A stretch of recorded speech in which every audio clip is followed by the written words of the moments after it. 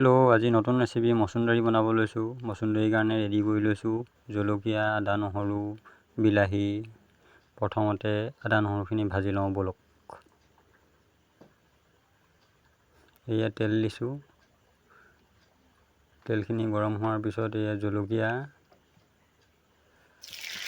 আৰু এই আদা নহৰুখিনি দি দিছোঁ। অলপ হিলাই লৈছোঁ। অলপ হিলোৱাৰ পিছতেই এতিয়া বিলাহীখিনি দি দিম। এয়া বিলাহী দিলোঁ। বিলাহীখিনি অলপ ভাজিব লাগিব। ভাজি লোৱাৰ পিছত প্ৰয়োজন হিচাপে নিমখ, হালধি দি ল'ব। এয়া অলপ সিজিব দিয়াৰ পিছতেই মচুন্দৰীখিনি দি দিম। এয়া দি দিছোঁ। যিহেতু বহুত বেছি দেখিছে, সিজি গ'লে কমি যাব। এয়া চব কমি গ'ল। অলপ সময় সিজিব দিছোঁ, চব পৰিৱেশন কৰিব।